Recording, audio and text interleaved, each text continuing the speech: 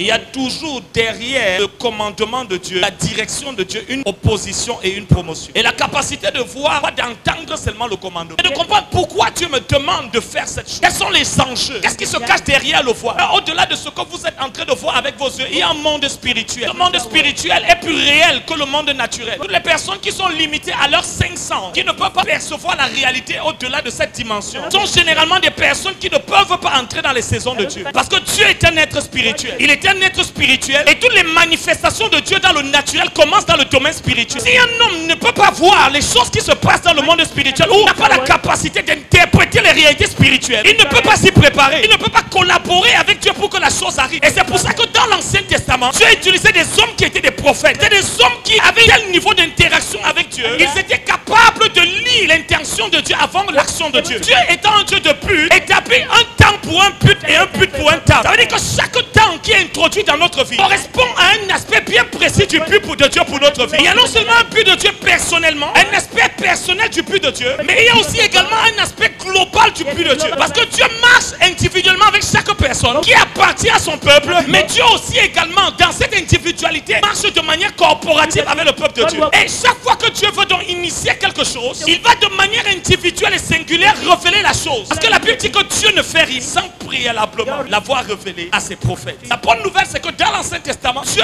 révélait les choses qu'il allait faire à ses prophètes. Et la Bible dit que Dieu, autrefois, qui a parlé par les prophètes, parle maintenant par son Fils. Et lorsqu'on parle du Fils de Dieu, on parle de ceux qui sont dans le Fils de Dieu. On parle donc aussi de l'Église de Dieu. L'une des preuves, l'une des évidences que vous faites partie du peuple de Dieu, c'est que vous connaissez les choses de Dieu que les hommes ne connaissent pas. Vous marchez dans la compréhension avancée de la présence de Dieu. Parce que lorsqu'un homme est dans la présence de Dieu, l'une des évidences de la présence de Dieu, c'est la préscience de Dieu. Ce qu'on appelle la préscience, c'est la sagesse infiniment variée de Dieu. C'est tout ce que Dieu sait au sujet de lui-même, au sujet de ce qui a été, au sujet de ce qui est et au sujet de ce qui vient. Un véritable enfant de Dieu qui marche vraiment avec Dieu ne marche pas dans l'ignorance. Il dit celui qui marche à ma suite ne peut pas marcher dans les ténèbres. L'un de nos privilèges dans la rédemption, c'est de connaître ce que l'œil n'a pas vu, l'oreille n'a pas entendu et qui ne sont pas montés au cœur des hommes. Il a dit aux autres, ça a été caché, mais à vous, il vous a été donné de connaître les mystères du royaume de Dieu. Il y a des personnes qui peuvent vous dire, voici ce qui va arriver de manière chronologique dans l'agenda prophétique de Dieu. Pourquoi? Parce que si nous sommes l'église, nous sommes la voix prophétique de Christ dans cette nation. Pourquoi nous le sommes? Parce que le prophète siège dans le conseil de Dieu. Lorsqu'on parle de l'église, on parle de tous ceux qui sont en Christ. Et on parle de tous ceux qui ont Christ. On parle de tous ceux qui sont en Christ. Et tous ceux qui ont Christ dans sa plénitude. Cela suppose tous ceux qui appartiennent à cette dimension ont en commun le mystère de Christ. Le mystère caché de Dieu en tout temps. L'une des évidences que nous appartenons au peuple de Dieu, c'est que nous connaissons les choses de Dieu. Parce que Dieu a voulu qu'il y ait une catégorie de personnes qui ne sachent pas. Il dit aux autres, cela est caché.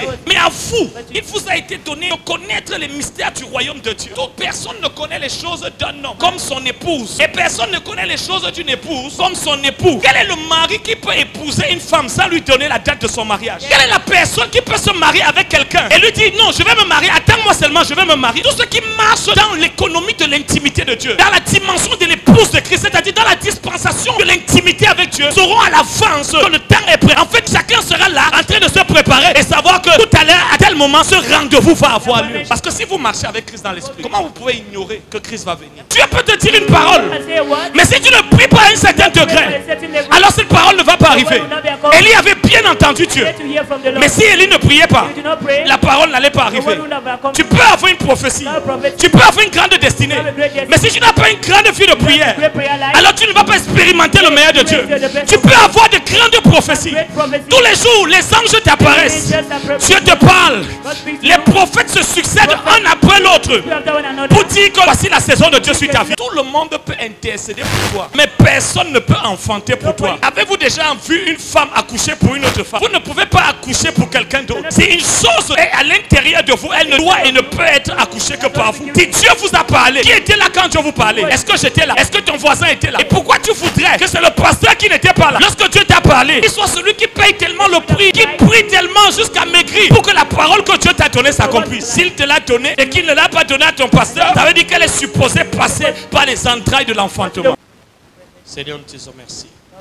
C'est par ta grâce que nous sommes portés, Seigneur, ce soir vers les hauteurs de ta présence et dans les profondeurs de ton intimité. Merci, Seigneur, parce que tout a déjà été préordonné d'avance. Thank you because everything has been preordained. Afin que Seigneur ce soir soit une plateforme de visitation. Let me be a platform of Au nom de Jésus. Jesus.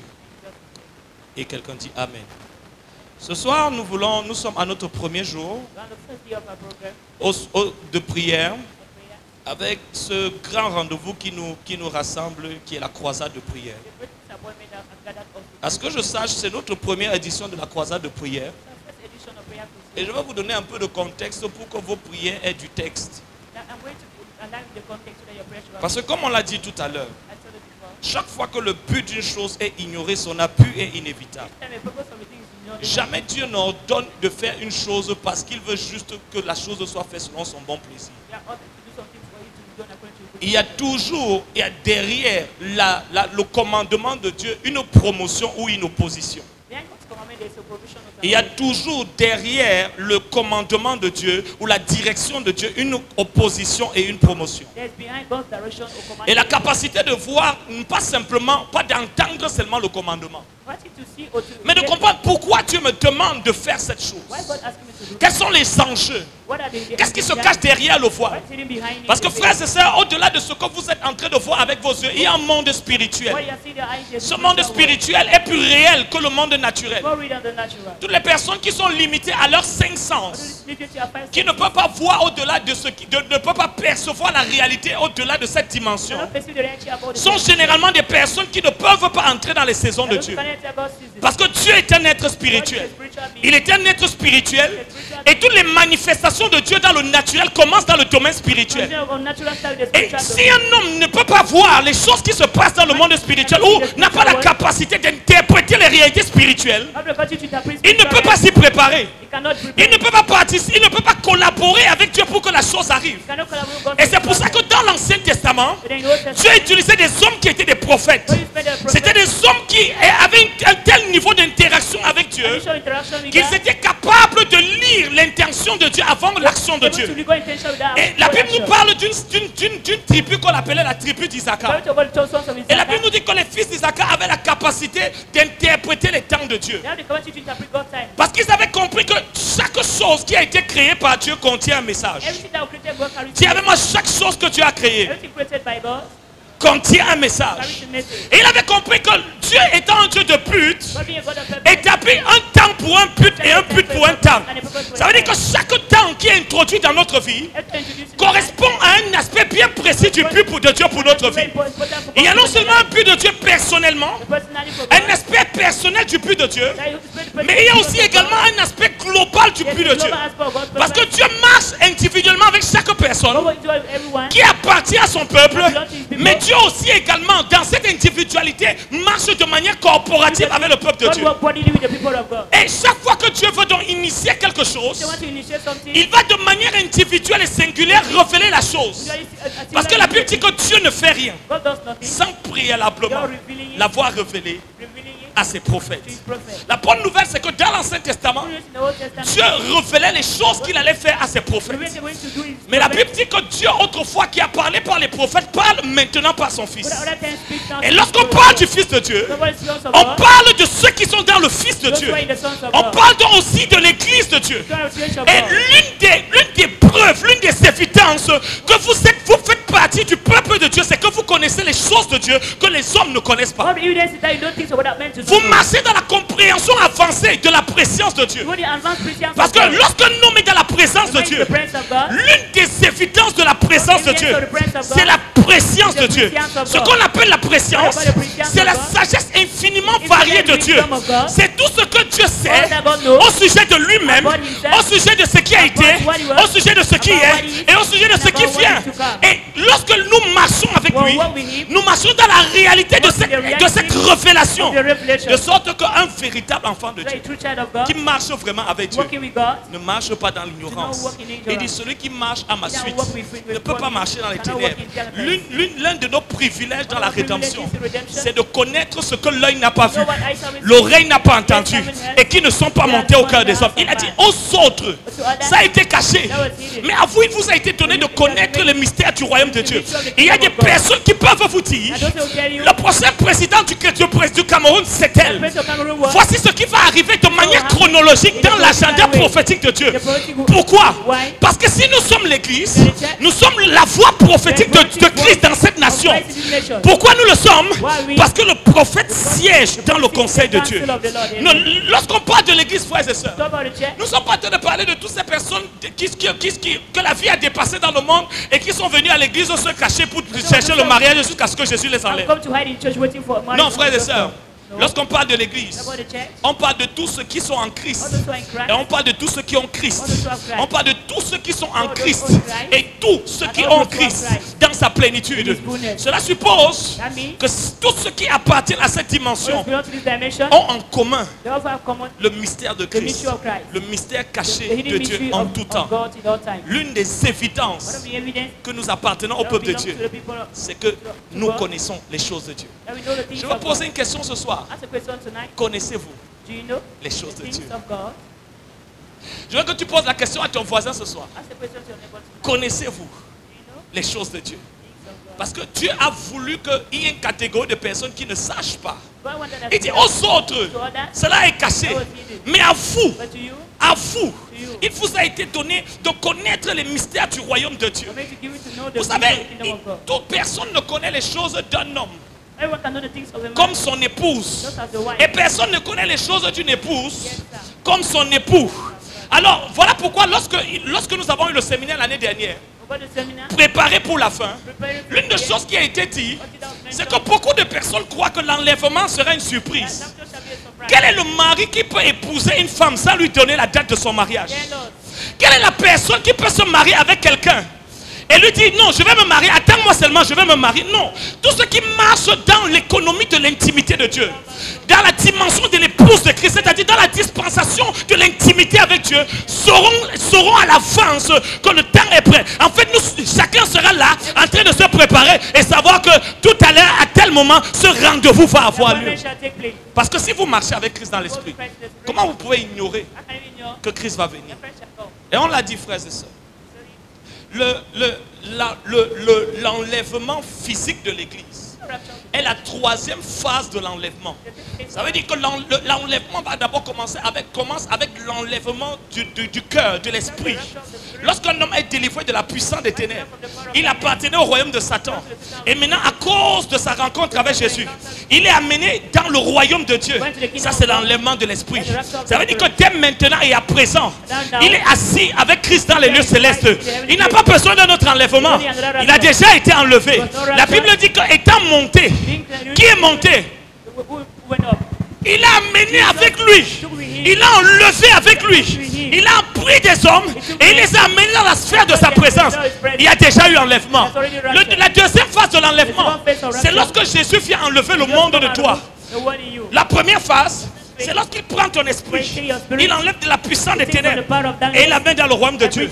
La deuxième phase, c'est lorsque dans ton âme, il vient renouveler ton intelligence pour que ton âme fonctionne avec la conscience de l'éternité.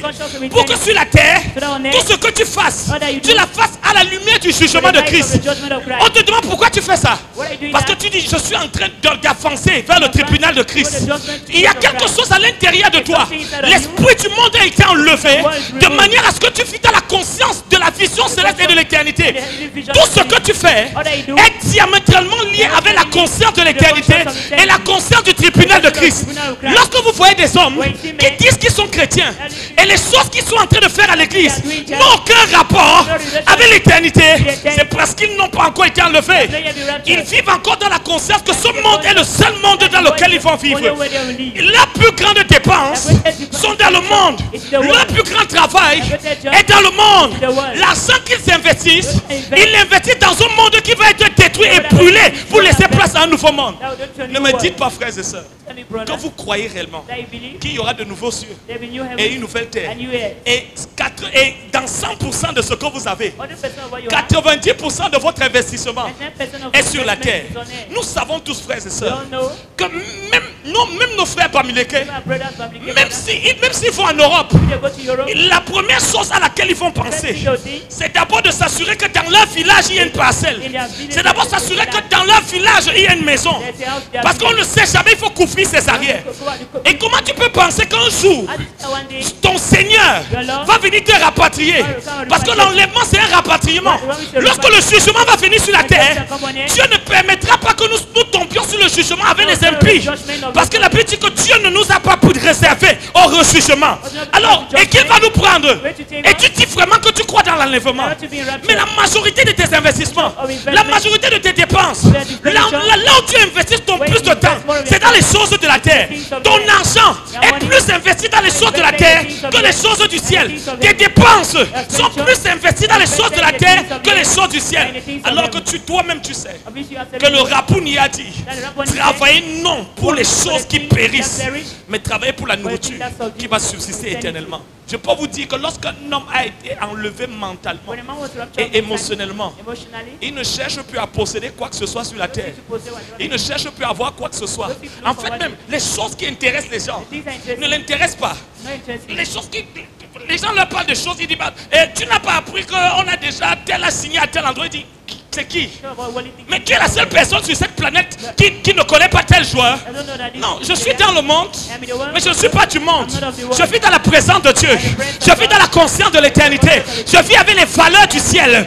Toutes mes actions sur la terre sont diamétralement liées à ce grand rendez-vous dans lequel je vais aller. La Bible dit dans Amos chapitre 4 verset 12, prépare-toi à rencontrer ton Dieu. Frères et sœurs, lorsqu'un homme n'a pas été délivré du monde, même s'il dit qu'il est chrétien, il utilise Dieu pour avoir les choses du monde, alors que le véritable chrétien utilise les choses du monde pour avoir Dieu. La Bible nous dit dans Actes des Apôtres qu'ils prenaient leur bien et ils venaient jeter au pied des apôtres. Pourquoi? Parce que leur valeur, leur vision avait changé, leur poursuite avait changé. Ils vivaient pour avoir plus de Dieu et non plus du monde. Vous savez, je partageais avec les pasteurs. Je leur ai dit, il y a quelques années, il y a des choses que je ne pouvais pas donner à Dieu. Mais dans cette expérience de marche avec Dieu, l'expérience que j'ai eue, la connaissance que j'ai eue de Dieu m'a amené à un niveau où j'ai compris pourquoi lorsque Dieu a décidé de partager les terres d'Israël, la Bible dit qu'on n'a rien donné à Moïse. Tout le monde a eu. Lévi a eu. Judas a eu. Mais Moïse n'a rien eu. Parce que lorsqu'un homme est possédé par Dieu, il ne peut plus être possédé par autre chose. Lorsqu'un homme est possédé par Dieu, il n'est plus impressionné par les voitures. Vous savez, avant même que je l'expérimente Dieu, j'ai eu la grâce de vivre dans une famille où, comme on peut dire, il y a eu les femmes motes. Et avant même d'être dans le Seigneur, j'étais déjà rassasié. Mais quand j'ai vu le ciel, quand j'ai vu l'homme de Galilée, il y a quelque chose en moi qui a dit, Seigneur, je vais rester ici. Il m'a dit, non, non, tu ne peux pas rester ici. Tu n'as même pas encore commencé à me servir sur la terre. Mais je peux vous dire, si vous voyez des personnes qui vous disent qu'ils connaissent Jésus et ils aiment encore les choses de la terre, je peux vous dire qu'ils ne connaissent pas Dieu. Parce que la Bible dit ces choses, ce qui était pour moi un grain, je les ai regardées comme la boue. Ces choses qui avaient de l'importance, qui avaient de la valeur, ces choses pour lesquelles le monde se vantait, ces choses pour lesquelles, vous savez, parfois on est surpris. Le dimanche, témoignage. Je suis venu témoigner. Parce que vraiment, depuis là, j'étais dehors. Et Dieu m'a donné la maison. Gloire à Dieu. Comment tu peux témoigner pour que Dieu se réjouisse des choses qu'il n'y a pas au ciel? La seule chose qui réjouit le cœur du Père au ciel, ce sont les choses qui doivent réjouir notre cœur sur la terre. Lorsqu'on parle de témoignage, le premier témoignage qu'on va entendre, c'est celui j'étais perdu et je suis sauvé. Le deuxième témoignage qu'on doit entendre, c'est que vraiment ma famille était perdue. Et grâce à Jésus, parce qu'ils ont vu Jésus en moi, parce qu'ils ont entendu Jésus en moi, parce qu'ils ont expérimenté la présence de Dieu à travers ma vie, ils ont été sauvés. Mais si vous voyez des chrétiens qui se glorifient pour les choses de la terre, c'est parce que leur christianisme n'a pas encore quitté la terre. Si j'ai sujet de me glorifier, si j'ai sujet de me glorifier, si j'ai sujet de me glorifier, si j'ai sujet de me glorifier, je ne me glorifie de rien d'autre que la croix de Christ. Après avoir étudié la vie de tant d'hommes de Dieu, entre le tri des personnes qui marchaient avec Dieu, de ceux qui priaient Dieu et de ceux qui connaissaient peut-être un peu Dieu, j'étais surpris de voir des hommes qui étaient si désintéressés par rapport au don et qui, après avoir reçu ce que Dieu leur donnait, ils repartaient encore donner à Dieu. Parce qu'il n'y a il n'y a plus de... Quand tu es possédé par Dieu, il n'y a plus d'autre place dans ton cœur. La seule chose que tu fais, c'est Dieu. L'apôtre Paul dit ces choses qui étaient pour moi un gain.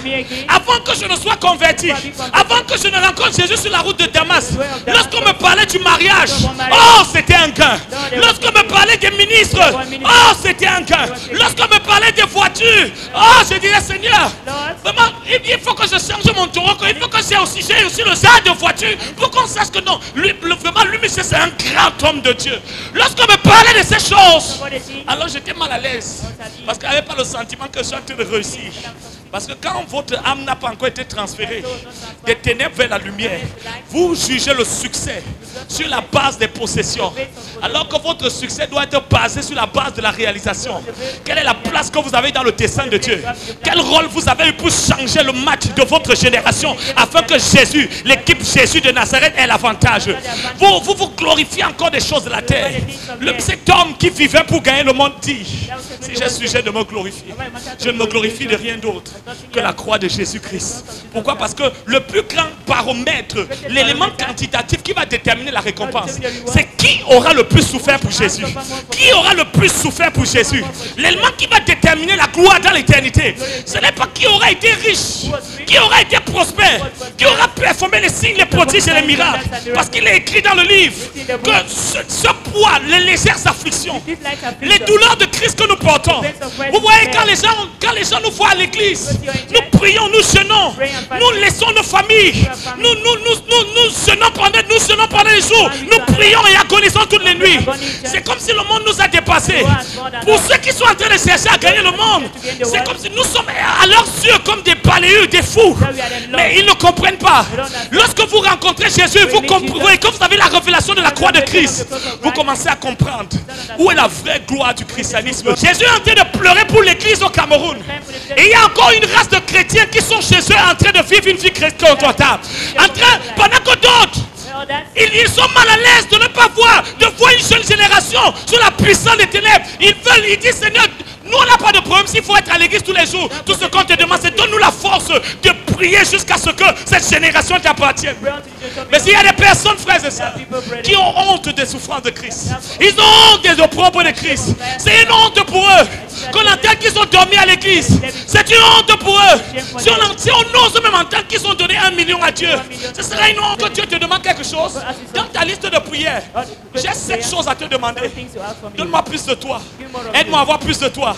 C'est mon premier point de prière. Aide-moi à être plus comme toi. C'est mon deuxième point de prière. Aide-moi à aimer comme toi. C'est mon troisième point de prière. Aide-moi à être saint comme toi. C'est mon quatrième point de prière. Aide-moi à être un homme selon ton cœur. C'est mon cinquième point de prière. Aide-moi à vivre une vie qui réjouit ton cœur. C'est mon sixième point de prière. Aide-moi, Seigneur, à finir dans la gloire avec toi. C'est mon septième point de prière. Parce que la prière d'un homme est indicateur de l'idole qu'il y a dans son cœur. Et croyez-vous, frères et sœurs, que le ciel est pour des idolâtres. Le ciel, c'est pour les adorateurs. Le ciel, c'est pour des hommes et des femmes qui ont voué à Jésus-Christ une soumission et une obéissance inconditionnelle. La Bible dit ils l'ont vaincu par la parole de leur témoignage, par la parole de leur témoignage et par le sang de l'agneau. Parce qu'ils n'ont pas aimé leur vie jusqu'à craindre leur mort. Ils n'ont pas aimé leur vie jusqu'à craindre leur mort. C'est cette race de personnes que la Bible, Joël appelle les sacrificateurs. Ce sont des personnes que chaque fois que Dieu veut changer le match, chaque fois que Dieu est en train de voir Satan prendre l'avantage sur l'atmosphère spirituelle d'une nation. Vous n'avez jamais remarqué, vous arrivez quelque part, quand vous arrivez à cet endroit, vous voulez seulement dormir. Ça veut dire quoi? Il y a des sacrificateurs sataniques qui opèrent à une telle dimension de la sacrificature qu'à cet endroit, si tu n'es pas rempli du Saint-Esprit, tu ne peux pas prier. Mais vous arrivez à un autre endroit. Quand vous arrivez à cet endroit, vous pouvez prier, vous pouvez gêner. C'est comme si le ciel est ouvert. Parce qu'il y a des hommes entre le portique et l'autel qui veillent à ce que dans ce climat, la présence de Dieu contrôle l'atmosphère. Dans un autre endroit, c'est la sorcellerie qui contrôle l'atmosphère. C'est l'homosexualité qui contrôle l'atmosphère. C'est la pédophilie qui contrôle l'atmosphère. C'est l'immoralité qui contrôle l'atmosphère. Chaque personne qui entre dans ce territoire, il a seulement envie de commettre l'immoralité. Mais dans un autre endroit, parce qu'il y a des hommes et des femmes qui payent le prix. Quand tu arrives là, tu as seulement envie de te repentir. Personne ne t'a encore parlé. Mais tu as dit, est-ce qu'il y a un pasteur ici à qui je peux parler parce que je ne me sens pas bien? Je veux quelqu'un qui va me parler de Dieu. Parce qu'au-delà du visible, il y a des hommes qui apportent appartiennent vraiment à Dieu. J'aime l'apôtre Paul lorsqu'il dit, frère, le Dieu auquel j'appartiens, le Dieu auquel j'appartiens. Je ne suis plus un homme qui s'appartient à lui-même. L'homme que je suis aujourd'hui, il a un propriétaire. Je suis la marchandise de quelqu'un. Je suis l'esclave de quelqu'un. L'apôtre Paul dit, moi, prisonnier de Christ. Parce que lorsqu'on est en Christ, frère, Christ est notre prison. Pourquoi tu vas à tel endroit? Parce que Jésus m'a dit de partir. Pourquoi tu n'es pas venu? Jésus ne veut pas que je vienne là-bas. Est-ce que vous marchez avec Dieu? Vous savez, frère, le Seigneur m'a dit quelque chose, je partageais ça avec les pasteurs aujourd'hui. Et j'ai dit, le Seigneur m'a donné un message que je n'arrive pas encore à prêcher parce que ça me brise le cœur. Et il y a différentes dimensions, il y a différents types de perdus à l'église. Vous savez, si quelqu'un vit dans le péché, vous allez dire il est perdu. Mais il y a un genre de perdu qui ne vit pas dans le péché, mais c'est juste qu'il ne marche pas dans le chemin de Dieu. Vous, aussi sauvés que vous êtes, si vous ne marchez pas dans la direction de Dieu, alors vous marchez sur le chemin de la perdition. Parce que le chemin de la perdition, c'est un chemin où vous n'avez pas besoin de faire le moins d'efforts pour être perdu. Il est possible que tu sois en train de prier, tu parles en langue, et tu marches sur le chemin de la perdition. Chaque fois que tu ne vas pas dans la direction dans laquelle Dieu veut que tu ailles, tu es déjà en train de marcher sur le chemin de la perdition. Tu n'as pas besoin encore même d'une conviction de péché. Chaque fois que tu ne peux pas être sûr de dire que là où tu es à l'endroit où Dieu veut que tu sois en train de faire ce que tu veux, Dieu a voulu que tu fasses. Pour les raisons pour lesquelles Dieu t'a envoyé, tu es déjà perdu. Tu ne peux pas être en train de marcher sur le chemin de ta volonté et en même temps être sur le chemin du salut. Le chemin du salut est un chemin de diminution. C'est un chemin étroit et resserré. Chaque pas nous fait renoncer à nous-mêmes. Chaque pas nous fait ressembler à Dieu. Chaque pas tue quelque chose en nous pour que Dieu vive. Chaque pas que nous faisons nous diminue de plus en plus pour que Jésus augmente. Chaque pas que nous faisons sur le chemin étroit nous fait perdre notre ambition. Dans la liste de nos points de prière, il y a moins de choses que nous demandons pour nous et plus de choses que nous demandons pour Dieu. Êtes-vous en train de réellement faire? Votre christianisme vous fait-il marcher sur le chemin étroit ou sur le chemin resserré? Est-ce que chaque pas que vous faites tous les jours, vous êtes en train de le faire sur le chemin de la volonté de Dieu? Une des choses qui est claire et qui ne mentira jamais, c'est qu'il n'y a aucune personne qui est en train de marcher sur le chemin du salut sans en même temps être un sauveur. Toute personne que vous ne voyez pas être radicalement engagée pour le salut des âmes n'est pas en train de marcher sur le chemin du salut. Parce que sur ce chemin, on n'y marche pas avec notre volonté. On marche au gré de la mission que Dieu nous a donnée. C'est un chemin missionnaire. Il n'y a aucune possibilité de marcher sur ce chemin sans marcher dans la mission. C'est-à-dire que dès le moment où quelqu'un n'est pas missionnaire, il est déjà démissionnaire de ce chemin. Si quelqu'un n'est pas en train d'avancer dans le gagnement des âmes, quel que soit ce qu'il est en train de vous dire qu'il est en train de faire, cet homme-là n'est pas en train d'aller au ciel. Parce que voici ce que Jésus a dit. Suivez-moi. Faites quoi? Suivez-moi. Oh! Sur le chemin. Et vous deviendrez des gagneurs d'âme. Il est impossible d'être en train de suivre Jésus, le gagneur d'âme, sans devenir un gagneur d'âme. Il est impossible d'être en train de suivre Jésus sans devenir ce qu'il a été, sans devenir sur cette terre tout ce qu'il a été et faire tout ce qu'il a fait. C'est pour ça qu'on sera surpris lorsqu'on fera l'appel au ciel et qu'on demandera à certains de nos frères, on demandera où sont-ils. Mais regarde, le chemin sur lequel ils marchaient, c'était le chemin de leur propre volonté. Toutes les choses qu'ils avaient à faire, c'était toujours pour eux. Comment peux-tu être en train d'aller au ciel, mais en même temps marcher sur le chemin de ta propre volonté? Si on te posait la question, ton agenda pour les 6 prochains mois, c'est de faire quoi? Si tu ne peux pas me dire combien de personnes tu as prévu vont être